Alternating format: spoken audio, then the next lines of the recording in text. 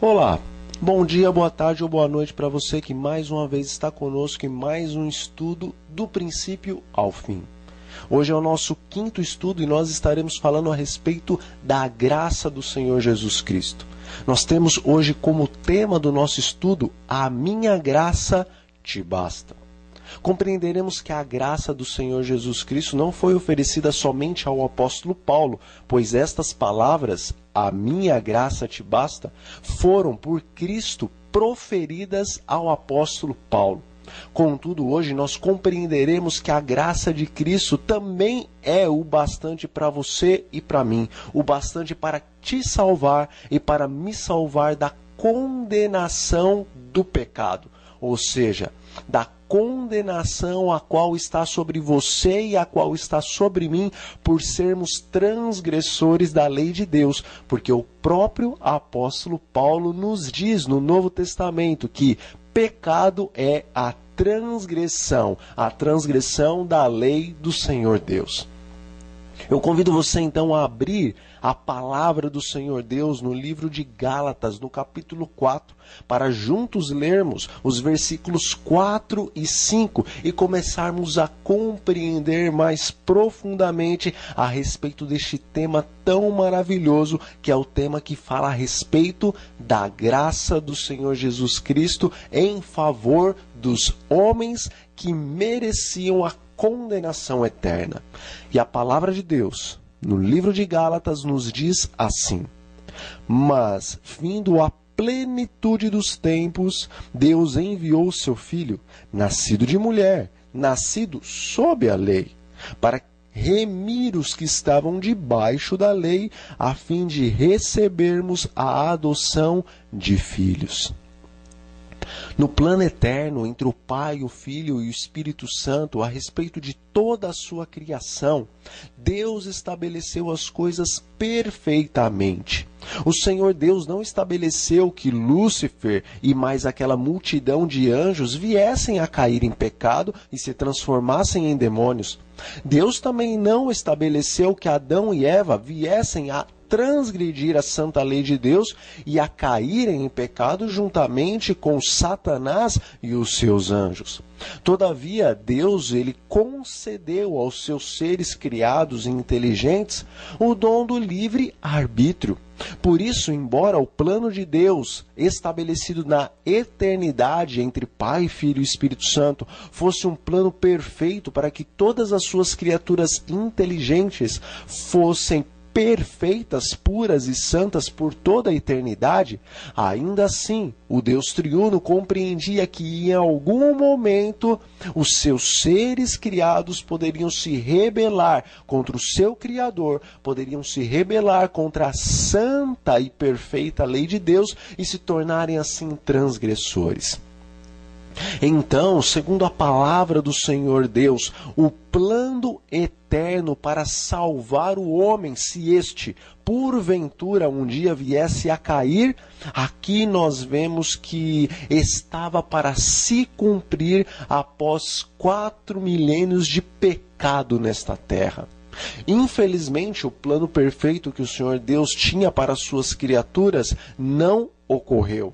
Não por causa de alguma falha da parte de Deus, mas sim, primeiramente por causa de uma falha do seu querubim ungido, Lúcifer, o qual se rebelou contra o seu Criador e levou 1/3 dos anjos a também se rebelarem contra o Criador e sua santa lei, fazendo com que então o pecado viesse à existência, pois embora Deus fosse conhecedor do bem e do mal, o Senhor Deus era e ainda continua sendo amor, e nele não há o mal. Ele conhece o mal pelo fato dele ser onisciente, e então ele sabia o que era o bem e ele sabia o que era o mal. Mas o mal só veio à existência a partir do momento em que Lúcifer usou o seu livre arbítrio para escolher se rebelar contra Deus e contra a sua perfeita lei. Então o Senhor, mesmo antes de criar os anjos e de criar os homens, já havia estabelecido um outro plano, se assim nós podemos dizer. Se os homens viessem também a transgredir a lei do Senhor, assim como os anjos transgrediram a lei do Senhor, estando na presença do Altíssimo, o Senhor tinha um plano. O seu plano se chama Jesus Cristo. Vamos entender que o plano de Deus consiste em Jesus tornar-se homem, para então cumprir as regras da lei de Deus, provando que é possível sim que o homem cumpra cabalmente todos os decretos da lei do Senhor. O plano de Deus, vamos compreender que consistia também em que o Senhor Jesus Cristo pagasse o preço da transgressão da lei de Deus feita pelo homem. A palavra de Deus, ela nos diz que o salário do pecado é a morte. Portanto, por mais que o Senhor Jesus viesse a esta terra como homem e andasse perfeitamente na lei do Senhor, provando assim para todo o universo que era possível que o homem cumprisse os mandatos de Deus, ainda assim, o homem não poderia ser absolvido de sua condenação, pois o Senhor Deus não volta atrás em sua palavra. Então, neste grande plano, nós vemos que também era necessário que Jesus entregasse a sua vida em favor dos homens. O plano da salvação é uma troca. Jesus, ele troca a sua vida perfeita e ele troca o seu prêmio por viver uma vida perfeita, que era a vida eterna, com a nossa vida imperfeita e com o nosso prêmio, entre aspas, ou seja, o nosso salário de vivermos uma vida imperfeita. E este nosso salário era a condenação eterna. Portanto, o plano da salvação consiste nisso. Deus faz uma troca. Os méritos de Cristo, que o levariam a ter vida eterna, são colocados sobre o homem. E os méritos do homem, que seria a condenação, a morte eterna, é colocado sobre o Senhor Jesus Cristo. Vamos perceber que existem mais coisas neste plano da salvação. Todavia, a palavra de Deus nos diz que quando chegou a plenitude dos tempos, o Senhor Jesus foi enviado. Nasceu de mulher, nasceu da Virgem Maria, nasceu sob a lei, para que todos aqueles que estavam também debaixo da lei pudessem receber remissão, pudessem receber salvação em Cristo Jesus. Ao Senhor Jesus encarnar, ao ele entrar no ventre de Maria e assim ser gerado também de acordo com a carne que nós temos, de acordo com aquilo que nós somos, compreendemos que o Senhor, a partir deste momento, sendo Deus homem e homem Deus, a partir deste momento ele também estava sob a lei. E o que isto, na verdade, significa? Significa que o Senhor, ele se entregou completamente para este plano de resgatar o homem. A verdade é que para resgatar o homem, Jesus, ele teria que estar em todas as condições a qual o homem estava. O homem, quando foi criado por Deus perfeito, a sua imagem, a sua semelhança, embora ele era perfeito e nele não havia pecado, ainda assim a lei fora dada ao homem. E se o homem transgredisse essa lei, as penalidades da lei, na verdade, a morte eterna, seria infligida sobre o homem.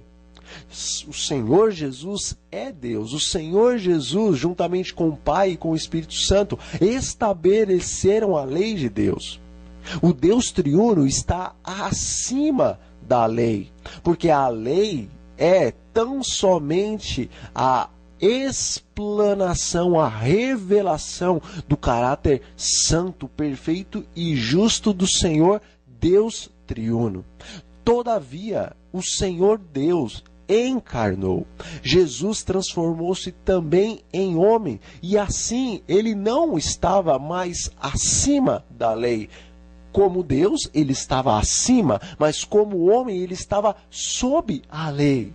A verdade é que o teu Deus e o meu Deus, o Criador de todas as coisas, o Criador da própria lei e aquele que criou a penalidade para os transgressores da lei, ele decidiu colocar-se sob a lei, sob a penalidade da lei, para salvar você e para salvar a mim. O Senhor Jesus deveria andar perfeitamente em todos os desígnios do Senhor Deus. E o cumprimento dos desígnios do Senhor Deus são guardar os seus mandamentos, pois o próprio Salomão diz que, em resumo, não só das coisas que ele escreveu, mas em resumo de toda a palavra de Deus, é que o homem deve guardar os mandamentos do Senhor. Então, para isso que o Senhor Jesus veio a esta terra, a fim de guardar os mandamentos de Deus. Sendo homem, guardando os mandamentos de Deus e entregando a sua vida em sacrifício, sendo um sacrifício puro, perfeito, imaculado. Então, com isso, o Senhor Deus daria ao homem a salvação eterna em todos aqueles que acreditassem que em Cristo, no sacrifício, por intermédio do sacrifício de Cristo, houvesse remissão para todos os pecados. A verdade, meus amigos, é que o Senhor Jesus, ele se arriscou inteiramente, completamente por você e por mim. Pois ele veio a esta terra perfeito, tal como Adão a princípio o era. Todavia, Adão tinha muitas vantagens, porque ele havia saído das mãos do Criador. Mas Jesus, ao vir a esta terra, ele veio à semelhança dos homens que já tinham passado por cerca de 4.000 anos de consequências do pecado. Adão era muito mais vigoroso e forte em todos os sentidos, mental e fisicamente, e talvez até espiritualmente. Todavia, Jesus Cristo veio como homem após 4.000 anos de pecado. A sua mente estava muito mais fragilizada do que a mente de Adão. O seu corpo estava muito mais fragilizado do que o corpo de Adão. Adão poderia ter, por causa de suas várias qualidades, uma comunhão extraordinária com o Senhor Deus. Mas Jesus, após 4.000 anos de pecado, por conta de toda a degeneração, de toda a degradação do homem, até mesmo as suas condições de comunicação com o céu eram diferenciadas e menos qualificadas do que as condições de Adão. Mas ainda assim ele preferiu correr o risco do que permitir que você e eu viéssemos a morrer. Jesus Cristo desceu a esta terra, encarnou, ou seja, transformou-se em homem. Jesus Cristo será eternamente Deus, homem, homem, Deus, por causa de você e por causa de mim. A palavra de Deus, lá no livro de Êxodo, no capítulo 32, versículos 32 e 33, nós vemos que Moisés, em um determinado momento, ele subiu ao monte para falar com Deus. Ele subiu ao monte para falar com Deus a respeito da transgressão dos filhos de Israel, pois Israel havia pecado e a ira de Deus havia se acendido contra o povo o qual ele havia escolhido e amava tanto, a ponto de libertá-los do Egito para levá-los para Canaã, uma terra que, diz a palavra de Deus, manava leite e mel. Todavia, o povo pecou contra Deus, ou seja, transgrediu as leis as quais o Senhor Deus estava para eles entregando. Então Moisés intercedeu pelo povo, e nós vemos aqui no capítulo 32, nesses versículos 32 e 33, que Moisés tão somente estava, nas suas palavras, ilustrando o que aconteceu lá nos céus quando o homem caiu em pecado, transgredindo a lei de Deus e merecendo assim a ira do Altíssimo sobre eles. Moisés disse ao Senhor Deus: agora, pois, risca o meu nome deste teu livro, se o Senhor não perdoar aquele povo. O Senhor Deus respondeu a Moisés que, em verdade, ele riscaria do seu livro todos aqueles que pecassem. Enfim, nós vemos que o Senhor Deus não exterminou a Israel, pois o próprio Deus tinha dito a Moisés, talvez, ou seja, Deus disse essas palavras a Moisés para estar testando aquele o qual ele havia escolhido para ser o intercessor e o líder de Israel. Deus disse o seguinte, após Israel ter transgredido. Ele disse o seguinte a Moisés: Moisés, de ti eu farei uma grande nação. Agora irei destruir todo este povo rebelde do qual eu tirei do Egito. E de ti farei então esta grande nação. Eu colocarei você e a sua descendência em Canaã, e vocês serão o meu povo.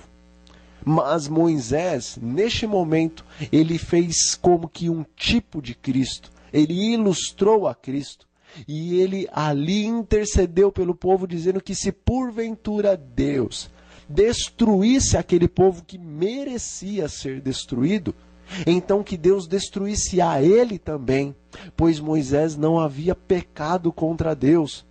É bem verdade que a palavra de Deus nos diz que todos os homens pecaram, mas neste caso, Moisés, ele continuou fiel a Deus. Foi o povo que transgrediu e merecia morrer, mas ele se colocou diante da presença do Altíssimo, intercedendo pelo povo a ponto de dizer o seguinte: se eles pagarem pela condenação a qual merecem, por favor, risca também o meu nome aí do teu livro, pois eu amo tanto este povo que a minha vida é menos importante do que a vida deles. Assim também, quando o homem caiu em transgressão, o Senhor Jesus Cristo entrou na presença do Pai, para que agora aquele plano eterno pudesse se cumprir em Cristo Jesus. A verdade é que Cristo Jesus, nós não sabemos exatamente como foi essa conversa com o Pai, mas ele demonstrou que o seu amor pelas suas criaturas, ou seja, por você e por mim, era tão grande, era tão alto, tão profundo, tão largo e tão extenso, que ele não desejaria nem mais viver eternamente se ele não pudesse ter você e eu eternamente ao seu lado. Jesus, ele decidiu que o seu nome poderia ser até eternamente riscado do livro dos céus, mesmo ele sendo Deus, tal como o Pai e o Espírito Santo são. Ele preferiu pagar talvez o preço eterno, porque se Jesus tivesse aqui nessa terra transgredido a santa lei de Deus, ele estava sob a lei de acordo com o que nós lemos no livro de Gálatas. Se ele tivesse transgredido a lei de Deus, a mesma penalidade para Adão e Eva também seria sobre ele. Pois todo aquele que pecar, disse o Senhor Deus, esse morrerá.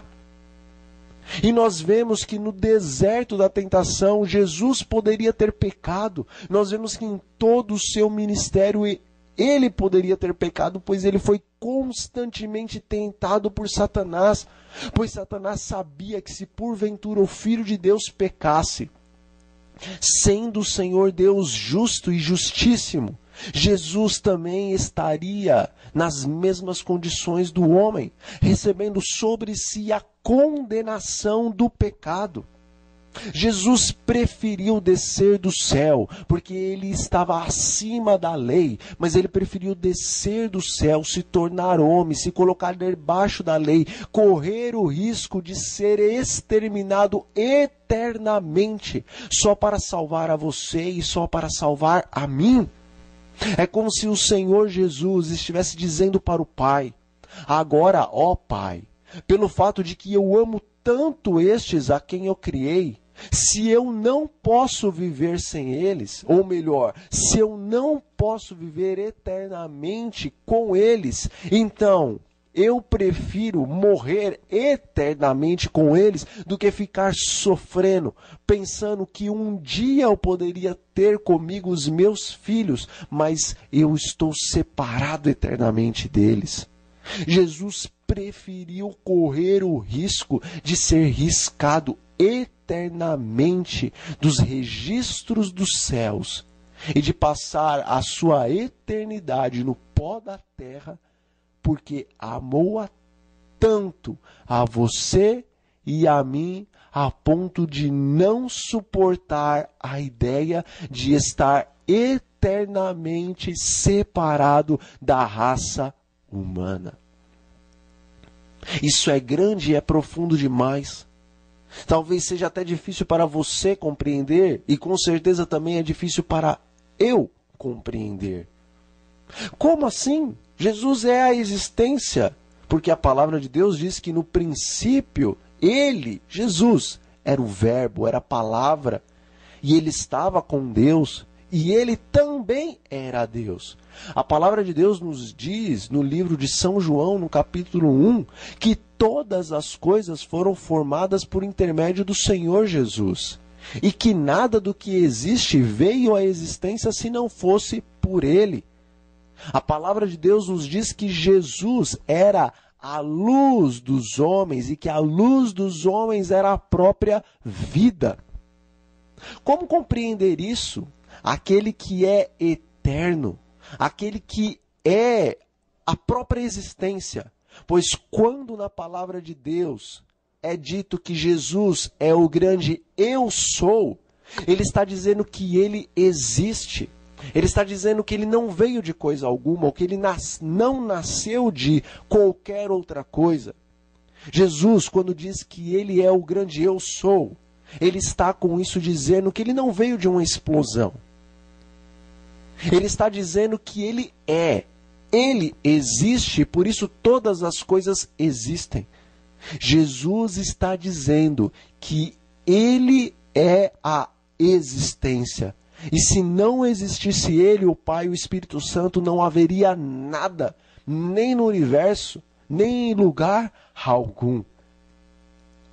Como então compreender que este, que é a existência, e que decidiu um dia criar seres que fossem a sua imagem e semelhança?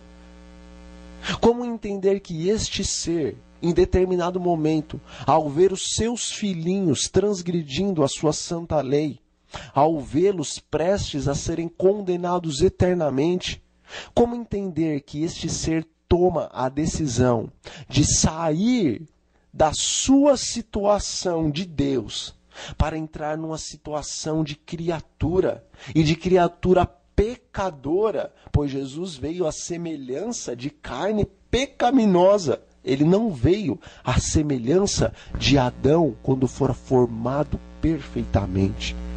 Como entender que ele se rebaixou tanto e ainda correu o risco de deixar de existir eternamente só por causa desses seus filhos, os quais ele formou do pó da terra?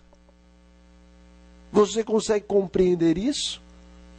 Se nós conseguíssemos verdadeiramente compreender essas palavras, com certeza as nossas atitudes com relação a Jesus seriam muito mais diferentes. No céu nós compreenderemos melhor o tamanho do sacrifício de Cristo. No céu nós compreenderemos melhor o tamanho do amor de Deus em Cristo Jesus.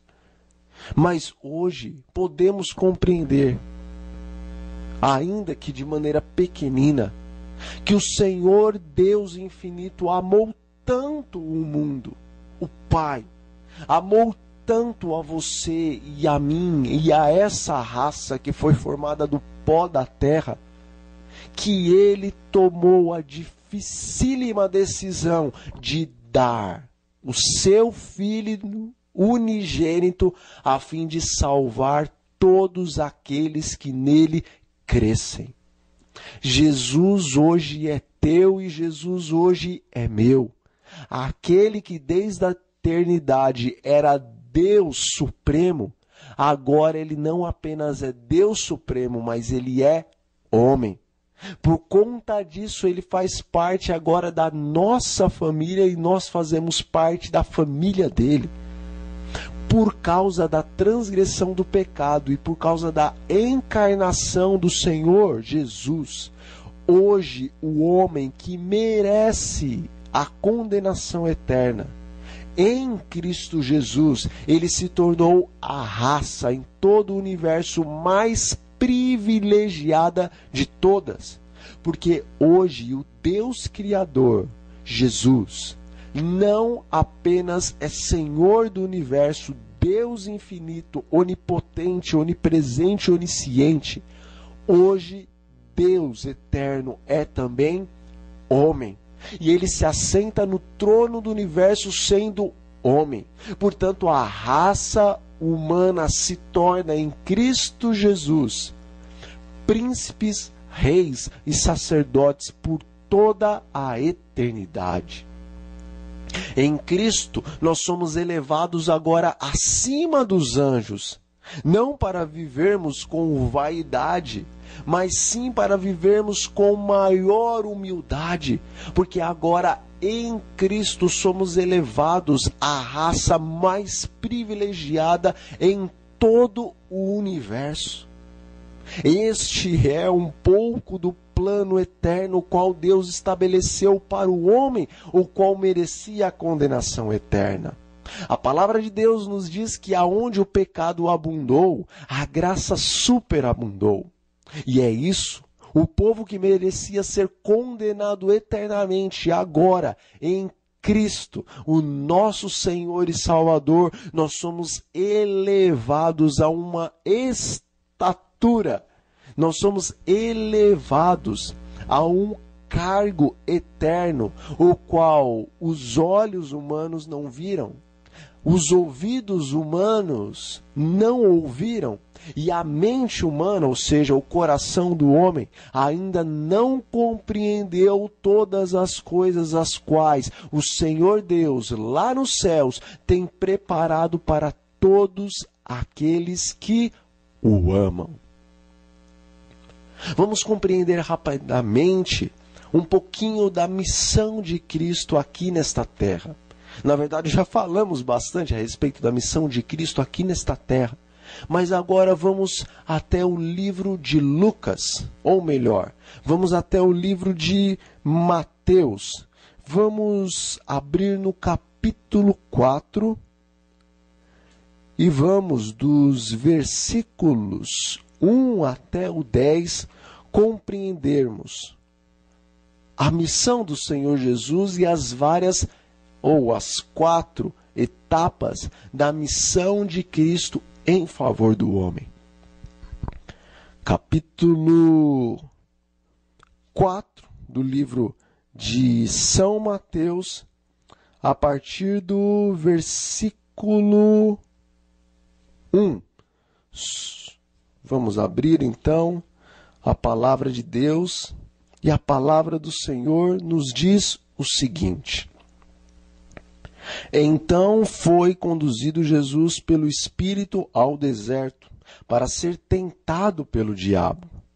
E tendo jejuado 40 dias e 40 noites depois, teve fome. E chegando-se a ele o tentador, disse: Se tu és o Filho de Deus, manda que estas pedras se tornem em pães. Ele, porém, respondendo, disse: Está escrito, nem só de pão viverá o homem, mas de toda a palavra que sai da boca de Deus. A missão de Cristo consistia em destruir e vencer o diabo, justamente nos pontos os quais o diabo tinha vencido o homem, lá no Jardim do Éden. Nas palavras do diabo, que estava usando a serpente como médium para enganar, iludir a Eva e levá-la à transgressão, vemos que todas as 3 tentações que Cristo sofreu no deserto, ali também estavam. Jesus veio para erguer o homem justamente no ponto, ou nos pontos os quais o homem havia caído. Eva provavelmente se distanciou em algum momento do seu marido e aproximou-se da árvore do conhecimento do bem e do mal. Árvore esta, a qual o Senhor disse que do seu fruto Eva não deveria dele comer, nem mesmo Adão, porque no dia em que deste fruto eles comessem, eles certamente iriam morrer. Mas ali a serpente, que provavelmente estava até mesmo se deliciando do fruto do conhecimento do bem e do mal diante dos olhos de Eva, estava agora chamando a tentação para que aquele fruto que lhe foi proibido, ela viesse a comer. Muitas coisas estão envolvidas com essa tentação, mas nós vemos que, a princípio, um dos pontos os quais o homem caiu foi justamente a intemperança. Eva, ela desejou o fruto que lhe era proibido. Isso tem um significado espiritual muito profundo, mas a verdade é que também tem um significado físico. Eva desejou aquele fruto, o qual lhe era proibido. E este desejo vem por causa da intemperança.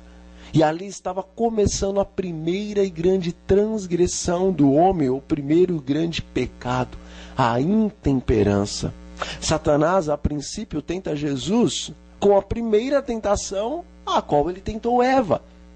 Assim como ele atraiu Eva para o fruto que era proibido, ele também tentou fazer com que Jesus comesse daquilo que no momento ele não deveria comer. Certamente não havia nenhuma propriedade naquele fruto que ia envenenar Eva e que ia envenenar ao seu marido Adão. A questão é que Deus havia ordenado que eles não deveriam comer daquele fruto. Creio eu que em determinado momento o Senhor Deus retiraria a maldição daquela árvore, pois o não poderem eles comer daquele fruto certamente estava envolvido com uma ordem a qual não poderia ser transgredida. Mas o fruto em si provavelmente não tivesse nenhuma propriedade que lhes iria prejudicar. Assim também, quando Satanás tentou a Jesus com relação ao alimento, veja que o pão era a base do alimento do judeu. Na verdade, a própria palavra de Deus usa o pão para ilustrar ao Senhor Jesus, que é o pão da vida, o qual é dado para você e o qual é dado também para mim. Satanás, ele pediu que Jesus transformasse as pedras em pães e que se alimentasse destes pães, porque ele estava há 40 dias jejuando. Mas a verdade é que o Espírito Santo havia impelido Jesus até o deserto. E também pelo Espírito Santo, pelo poder do Espírito Santo, Jesus estava jejuando todos esses dias para vencer a Satanás nesse grande conflito. Adão e Eva tinham um grande conflito a vencer, pois o Senhor Deus lá no princípio havia dito a Adão que ele deveria cultivar o jardim, mas ele também deveria guardar o jardim. Essa palavra guardar está nos arremetendo no original, o qual ela é escrita, que Adão deveria guardar o jardim de inimigos. E como eu já disse em um outro estudo, o único inimigo de Adão naquele momento era Satanás e os seus anjos. Então, Adão e Eva tinham uma prova, tal como Jesus também tinha uma prova. Deus colocou no coração de Jesus que ele deveria jejuar até que ele obtivesse a vitória sobre Satanás. E Deus havia dado a ordem para Adão e Eva que eles não deveriam comer do fruto da árvore do conhecimento do bem e do mal. Era muito mais fácil para Adão e Eva jejuar do fruto do conhecimento do bem e do mal do que para Jesus, que não apenas deveria deixar de comer um fruto, mas ele deveria ficar em um grande jejum por muitos e muitos dias. Adão e Eva tendo todas as árvores do jardim para se alimentarem e tendo que jejuar somente com relação a um fruto, eles acabaram caindo na tentação. Jesus, ele se absteve de alimento por 40 dias e 40 noites. E quando o tentador também apresentou algo que aparentemente seria bom, transforme as pedras em pães e coma os pães. Jesus não os comeu, Jesus não fez o milagre, pois ele sabia que ele deveria esperar as ordens do Senhor, seu Deus, para estar se alimentando. Vemos que no final da tentação, no final da prova, o Senhor enviou os anjos dos céus para alimentarem o Senhor Jesus. Portanto, quem daria o alimento para Cristo seria o próprio Deus. Então Jesus resistiu à primeira tentação. Ele disse que não apenas de pão viveria o homem, mas de toda a palavra que sai da boca de Deus. Com certeza essas deveriam ser as palavras de Eva, ou palavras parecidas com esta deveriam ser as palavras de Eva com relação à serpente. Mas enfim, aonde Eva caiu, aqui nós vemos que Jesus, ele venceu. E o versículo 5 nos diz o seguinte: então o diabo o transportou à cidade santa e o colocou sobre o pináculo do templo. E disse-lhe: se tu és o filho de Deus, lança-te de aqui abaixo, porque está escrito que aos seus anjos dará ordens a teu respeito.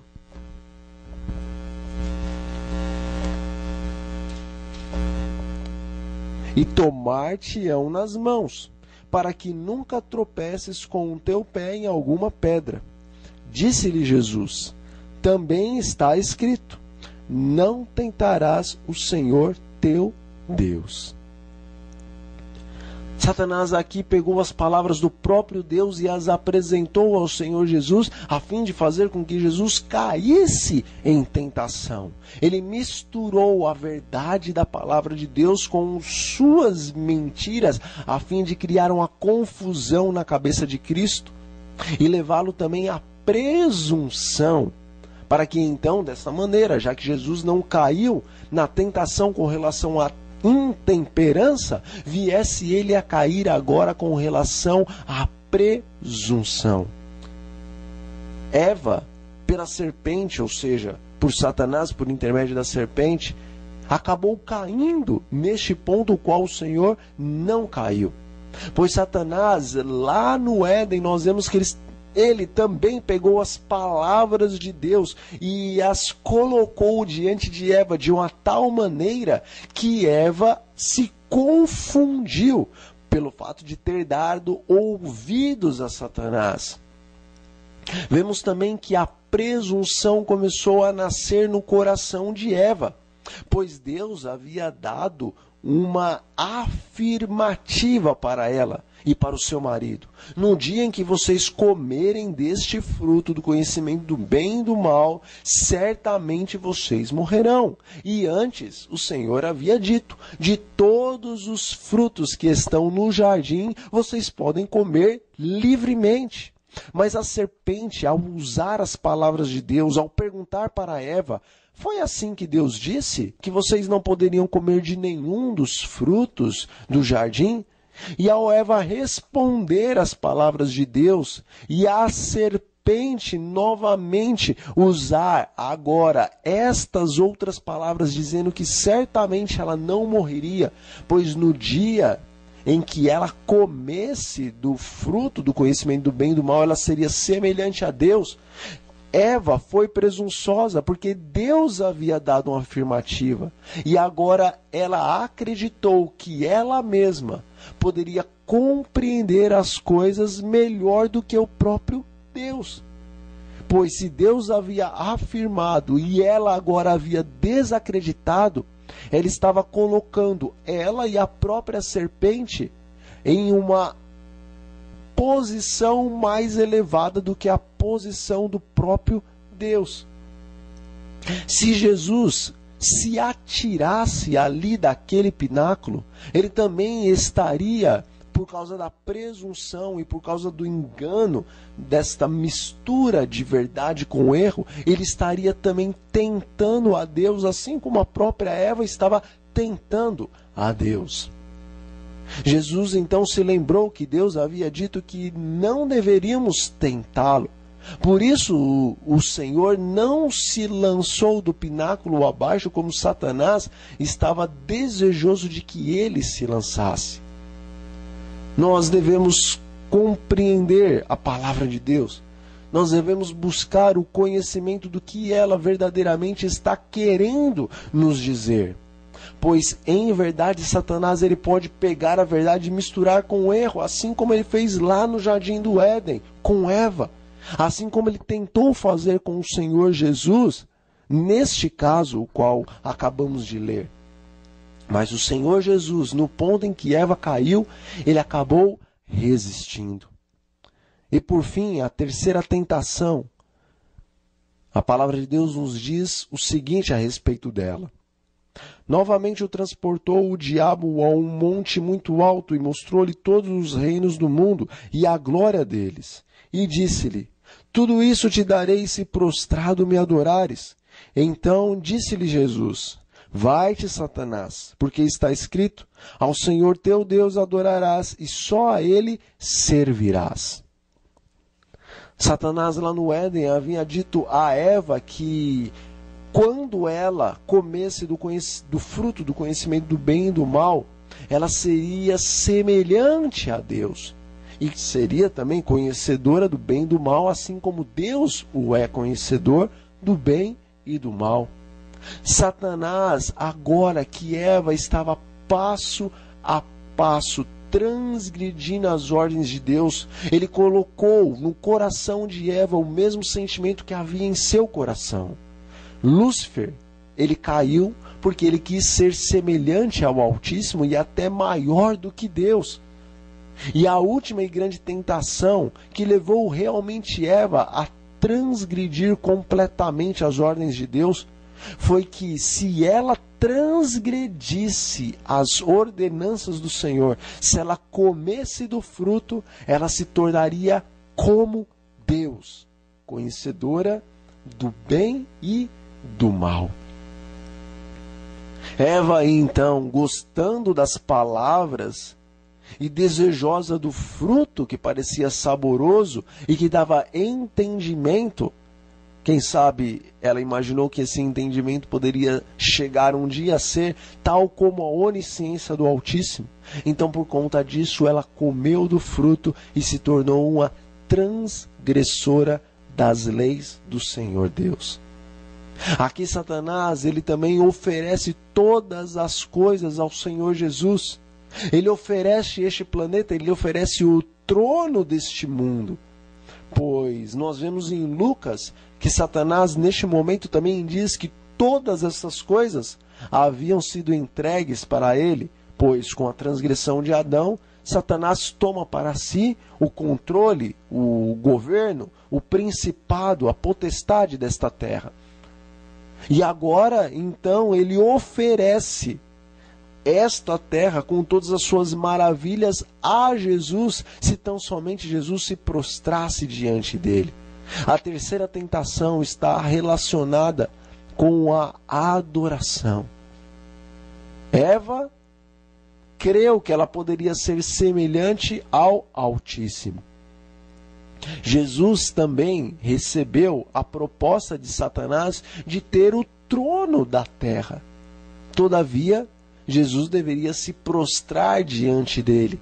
Assim como Eva deveria acreditar que as palavras da serpente estavam acima das palavras de Deus. Ou seja, por mais que Eva estava desejosa de receber um conhecimento que a fizesse semelhante a Deus, naquele momento ela estava se prostrando diante da serpente, porque Deus havia dito algo, e se ela creu na serpente, ela fez com que a serpente fosse maior do que o próprio Deus. Neste momento, Eva estava se curvando diante de Lúcifer e dizendo, ainda que virtualmente, que as palavras de Lúcifer, que usava a serpente como mediadora, Ela estava dizendo virtualmente que as palavras de Lúcifer eram de maior confiança do que as palavras de Deus.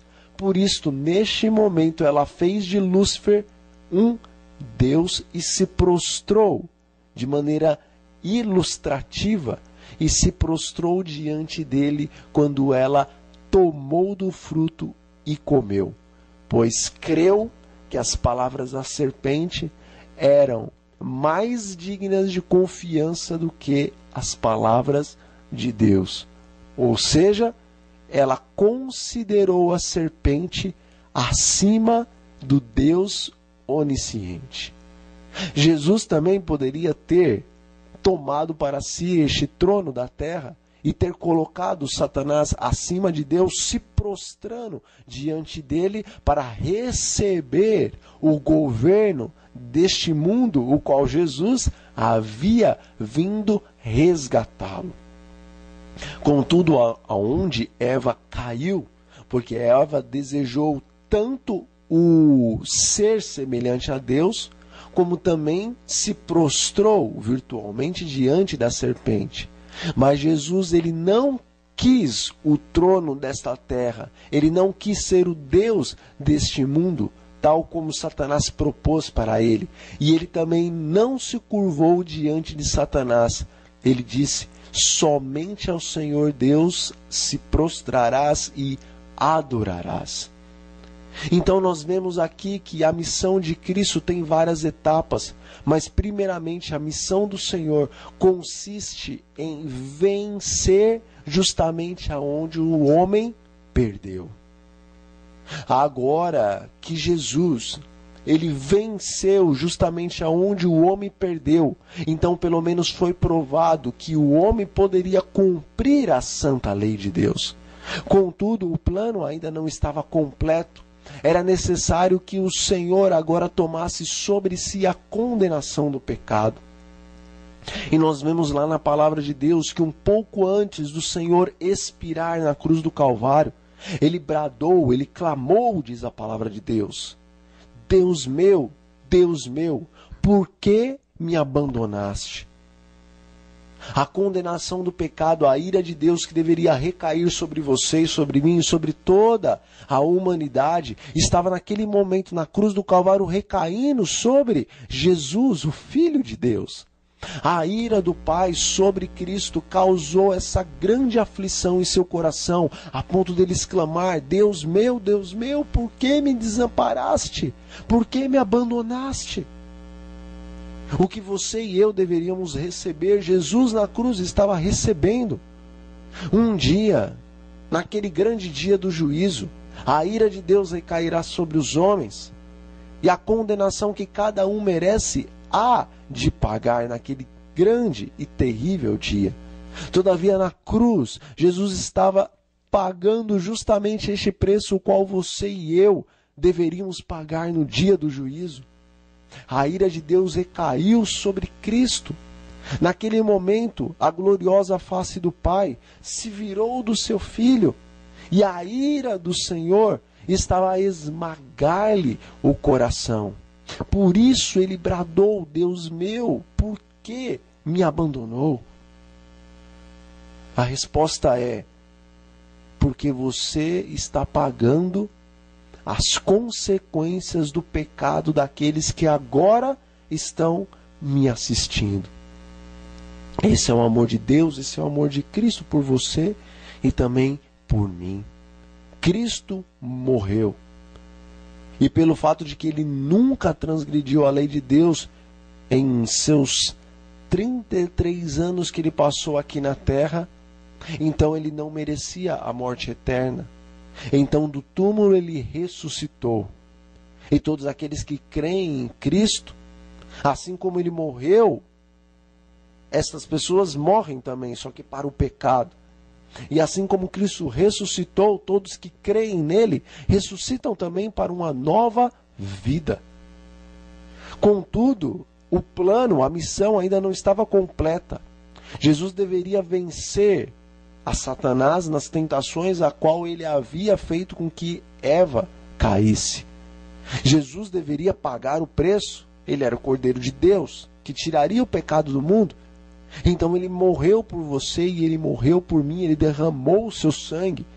O seu sacrifício foi infinitamente maior do que o preço da condenação do pecado.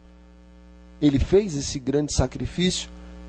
E na morte de Cristo, então, Deus estava satisfeito.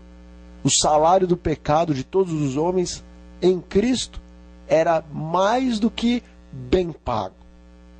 Vamos dar um exemplo. É como se você devesse talvez R$ 10 para alguém, mas você não tivesse condições nenhuma de pagar esses R$ 10. Assim é o pecado do homem com relação à lei de Deus. Nós temos uma dívida, e a dívida é a vida. Não temos como pagar esta dívida. Temos que sofrer as consequências por termos transgredido a santa lei de Deus. E as consequências são morrer por causa da nossa transgressão. Mas agora imagine que você estivesse devendo esses R$ 10 e não tivesse como pagar. Então alguém chegasse com R$ 1.000 e pagasse a sua dívida de R$ 10. Veja, ficou um crédito de R$ 990, porque a dívida era só de R$ 10. A dívida foi paga e ainda sobrou muito dinheiro. Assim é o sacrifício de Cristo pela humanidade.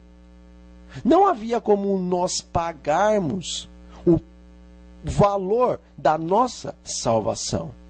Tínhamos uma dívida impagável.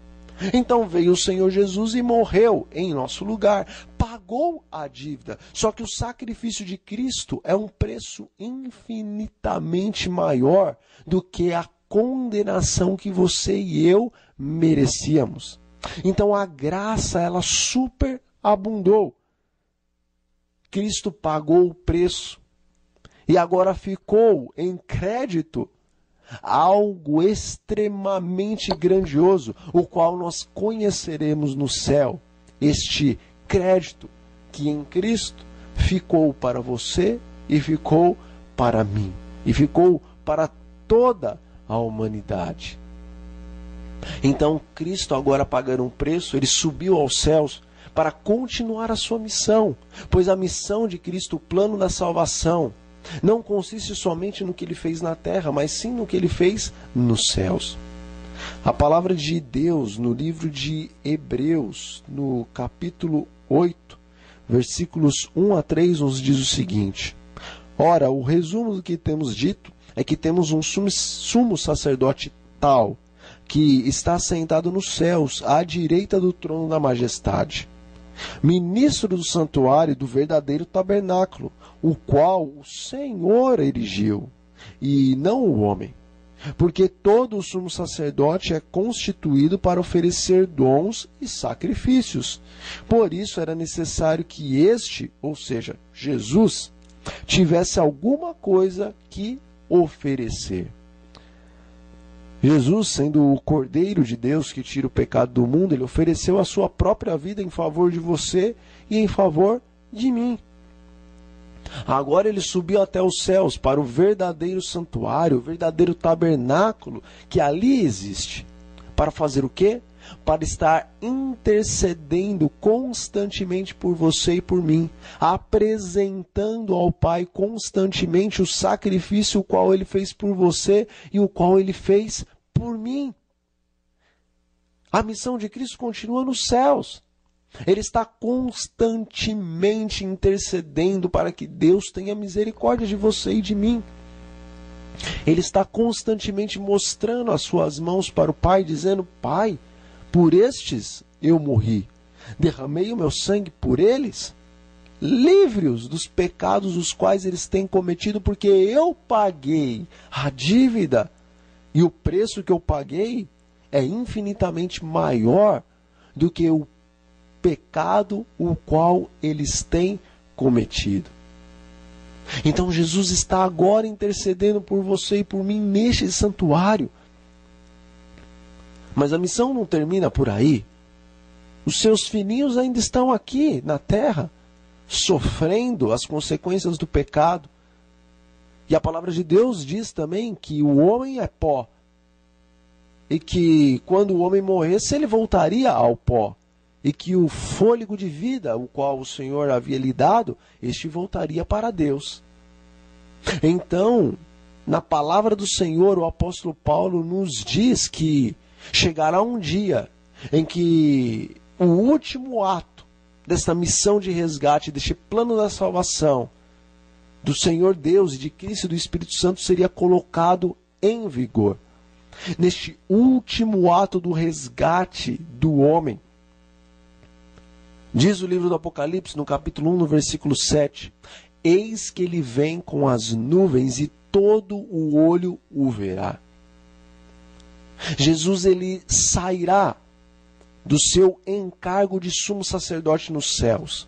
E agora ele colocará as suas vestes reais para vir definitivamente buscar o homem o qual ele resgatou, pagando assim o preço com a sua própria vida. O apóstolo Paulo nos diz que naquele dia, quando o Senhor Deus descer dos céus, na voz do arcanjo, e tocada também a trombeta de Deus, então todos os mortos, todos aqueles que morreram crendo em Cristo, esses ressuscitarão, não mais com um corpo corruptível, mas com um corpo incorruptível, tal como é o corpo do Senhor Jesus. Paulo diz também que nesse dia o qual o Senhor descerá dos céus com todos os seus anjos, os seus milhões vezes milhões de anjos, ele diz que todos aqueles homens que creem em Cristo, que estiverem vivos nesse dia, também terão seus corpos transformados no momento, no abrir e fechar de olhos. Então os mortos que foram ressuscitados e os vivos que foram transformados, diz o apóstolo Paulo, neste momento eles serão juntamente arrebatados até os céus, para estarem ali por todo sempre com o Senhor Jesus. Esta é a missão de Cristo em suas 4 fases. Está muito próxima de terminar a missão do Senhor. Dentro em breve ele descerá dos céus com todos os seus anjos, com todo o seu exército, para libertar o homem que ainda continua neste cativeiro, nas prisões de Satanás. Estamos sequestrados pelo inimigo. E agora, o plano de Deus consiste em finalmente libertar a você e a mim para vivermos eternamente na presença do Altíssimo. O Senhor convida você e convida a mim nesse dia para que tomemos uma decisão ao seu lado. Decidamos por Cristo, que já fez todas essas maravilhosas coisas por você e por mim. Entregue agora a sua vida ao Senhor, para que naquele grande dia que se aproxima, Ele possa também resgatar eternamente a você e também a sua família, pois está escrito, crê no Senhor Jesus Cristo e será salvo tu e a tua casa. Este é o meu desejo para você, meu amigo e minha amiga, meu irmão e minha irmã. E eu convido você para que feche os seus olhos e vamos elevar uma oração ao nosso Deus e ao nosso Pai. Senhor nosso Deus, nós lhe agradecemos pelo plano da salvação. Agradecemos porque a graça do Senhor nos basta, é o suficiente para nos salvar para a eternidade. Nós oramos lhe pedindo que o Senhor nos perdoe os pecados e que em Cristo nos redima eternamente. Que dentro em breve, quando o Senhor Jesus voltar com os seus anjos para resgatar os seus, que nós estejamos entre estes que subirão para a presença do Senhor, para estarem eternamente diante do trono de Deus, sendo sacerdotes e sendo reis, assim como príncipes, para o Senhor e para Cristo e para o teu Santo Espírito. Em nome de Jesus nós oramos a Ti e já lhe agradecemos. Amém. Então, meu amigo e minha amiga, foi um prazer estar com vocês em mais este estudo. E que você não desista de assistir os próximos, mas que fique atento e assista também os anteriores para compreender mais sobre esta maravilhosa história do plano da redenção, do princípio até o fim. E que o Senhor Deus abençoe a você e a sua família, é o meu desejo e pedido, e até mais.